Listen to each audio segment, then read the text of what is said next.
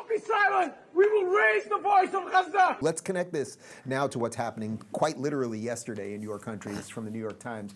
Green Party defeats Labour in UK special election in blow to Starmer. The result marks the first time the Greens have won a British parliamentary by-election and signals the frustration of left-leaning voters with Prime Minister Keir Starmer. Hannah Spector, 34, a plumber by trade and a member of the area's local council, won the seat in a district called Gorton and Denton, southeast of Manchester, with about 15,000 votes, or 41% of the vote. She will become the Green Party's fifth lawmaker in the British Parliament. So let me just quickly throw to a video of her dancing with the Green Party's deputy leader, and then we can unpack this. The Green Party is where the party's at. And look at this. Vote Hannah Spencer! Vote Hannah Spencer! Vote Hannah Spencer! We will not be silent. We will raise the voice of Gaza. We will raise the voice of Palestine. Allahu Akbar! Allahu Akbar! Okay, so for people playing at home, obviously the spliced in part was not yesterday. That's just from a couple months ago, and now he's going to be a big member of the Green Party. She's dancing now while not wearing a hijab. That probably won't last very long. But can you explain? People, I think, in America think, oh, the Labour Party is kind of the radical Democrat Party here, but now you guys have injected a new situation with this Green Party. Well, do you really think that man screaming Allah Akbar gives a hell about the environment?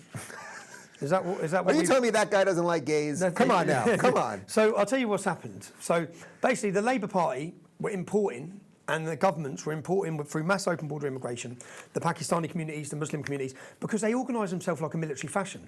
They were replacing, the working class, which is the background I'm from, when we want to become successful, you move up and then you become a conservative. Yeah. Once you start making money and you understand, a lot of them become conservative. And I guess the Labour Party felt like they were being betrayed, I guess, because then they just wanted to import a loyal vote bank. And that's what's been happening. And that's what's been happening in America over the recent years. But when you look at that, so they import them in, the Green Party, but the big fallout with Labour didn't hate the Jews enough.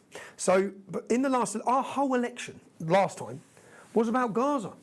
Now, considering we've had an entire generation of British girls getting raped, there wasn't one mention of that. Mm-hmm. Our entire election was about Gaza.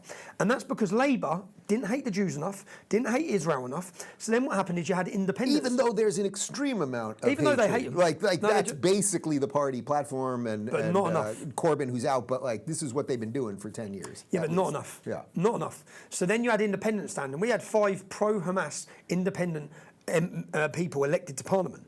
So Labour have now lost, and all that what they were bringing in, as you've seen there, now they've switched over to the Green Party because they don't care what party name they use, and literally just voting by religious lines, which is what this was, which is the future. It's our future. And as their demographic increases, they become more powerful. Now, why is that important? If you look at, just to bring it back to your American audience, look at what's happened in New York, but look at Minnesota. Now, Somalians have come from the most hottest place in the world, and they're in one of the most coldest in America. Why? Do you think they chose to go there? Does anyone think they thought, we'll just go to this? They were put there.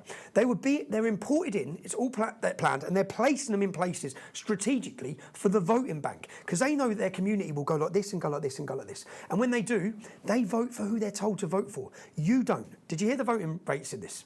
So in this election here, 48% was so 52% of people didn't vote. Yeah? Of course. They won by 16,000 votes. There were 44,000 people that didn't vote. We don't vote. I don't know anyone that's had voted because the British working class, Keir Starmer was elected off 9 million votes. 20 million people didn't vote. Mm-hmm. They're disillusioned. They don't care about politics. They care. What we're trying to do, I can get onto our goals and our mission. Yeah. We're trying to captivate, electrify, and give those 20 million people back their identity and bring them in through identity and culture. I think 86 million Americans didn't vote.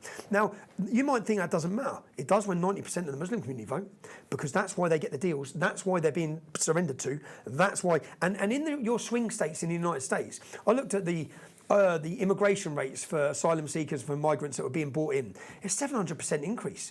What they were trying to do, which you will lose your country forever, they were trying to make sure there's no swing states. They're flooding them and flooding them and flooding them. So you would have, but this is the future.